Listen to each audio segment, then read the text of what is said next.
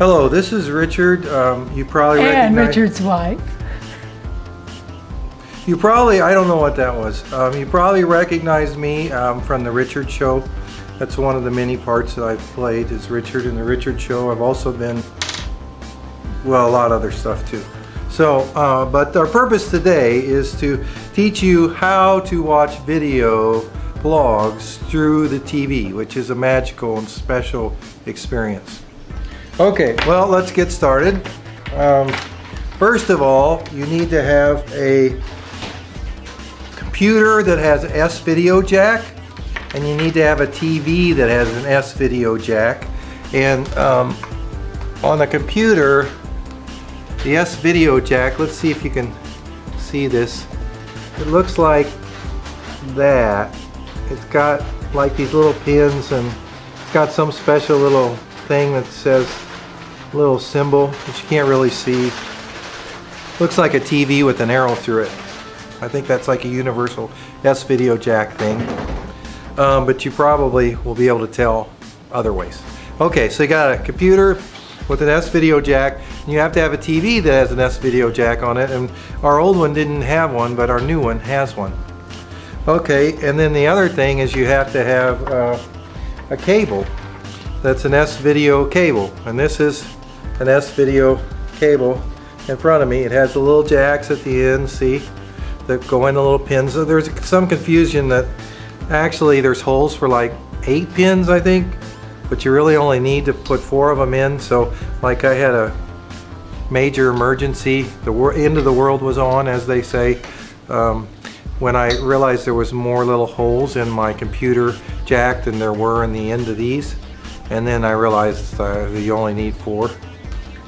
Okay, and it just so happens that I have 2 cables, because I couldn't get an S-video cable long enough, but I went to my friends at Radio Shack, and they're not paying me for this, but they were the most helpful. I went to a bunch of other places. They gave me a little extension you can put on the end of the cable. It looks like that, so that I put 2 like 8-foot cables together. Okay, now the other thing that's really good to have, it's not essential, but it's really good, is you want to, the S-video just works for video, so it'll show your video, but the audio won't come out the TV. But what you can do is you can get a cable that hooks into the RCA jacks on the back of your TV, and it plugs into your computer in the headphone thing.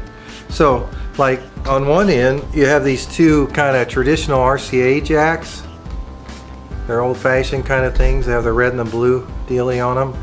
And on the other end you have this thing that plugs into your computer. Once again, we couldn't get a thing that was long enough, but our friends at Radio Shack gave me an extension that fit on this guy. So I now got like 10 feet of, or maybe 20 feet of audio and video cable. So those are the things you need, is you need a computer with a jack, and you need those 2 different sets of cables, one for video and one for audio. So I'm in this scary place, which is back behind my TV, and trying to show you the different plugins I have, and this is for the Audio Visual 2, which is where I'm going to put my S-video. And so there's the S-video jack for my second audio visual device, which will be the computer, and then down below it has jacks to put the audio in. The bottom jacks are for the right and left audio. That thing in the middle I think is for another type of a video option, but I'm using S-video. So that's what the jacks look like on the back of the TV. So now you can see what I've done, which is I put the S-video jack in the S-video thing at the top, and then I put my 2 RCA jacks for the audio down below. Okay, first I should note that the S-video cable is plugged into the S-video jack that I showed you guys earlier. So with the audio, all I do is I plug it into the headphone jack like that. So everything's hooked up. The audio is in the headphone jack, the S-video is back in the S-video jack, and the jacks are hooked up behind the TV. So next thing I want to do is I want to get to the point where I can see stuff on the TV from my computer. The TV is actually on now to a channel. It just happens to be a music channel. And with my TV, I have to switch to a different input.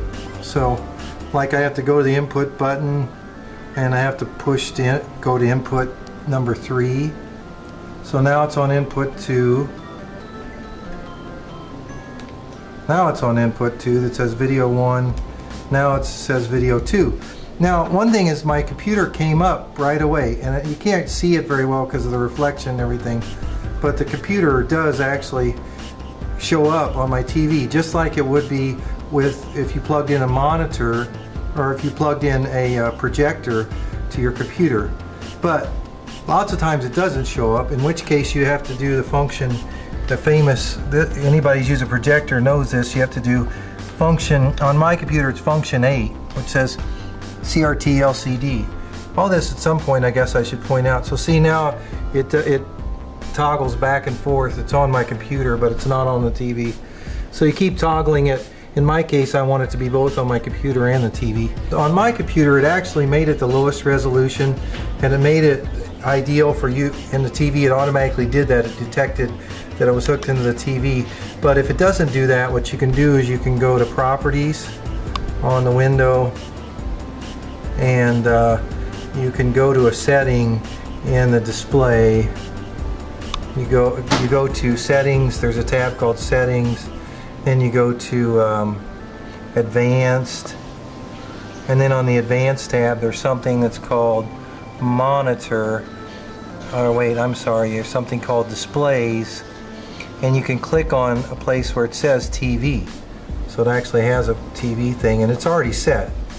And you just click default and OK, at least that's what I do. But it automatically detected that. Now of course, this is only for Windows, which is me and like 3 other guys on the video blog list, but at least us 3 will know how to do it. With Apple, Lord knows how it works. Okay.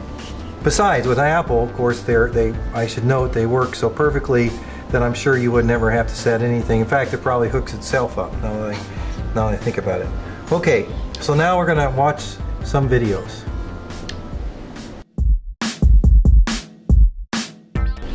Okay, so what I did to watch videos, and keep in mind it's just like a projector, so it'll project whatever's on your screen. So whatever form you watch videos in, this will work. But I use Ant, and I have Ant open, and I do this kind of thing where I try to make it cover as much of the screen as possible, and then put a little bit of the inbox down at the bottom. That's just how I set it up.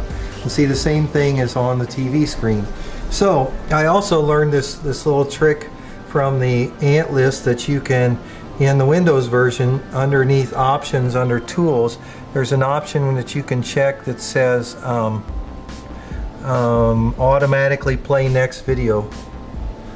And it's unchecked now, but I check it when I'm watching them on TV because of course I go into the couch potato mode and just want to watch one video after another, which may be an evil thing about watching them on TV, but ignore that. Okay, so then I just double click and start watching the videos. So this is one I haven't even seen yet by my buddy Adam, called Mount Rainier, which is really cool. So here it is on the TV. So I'm watching, now the reflection's bad in the video, but actually it plays just fine.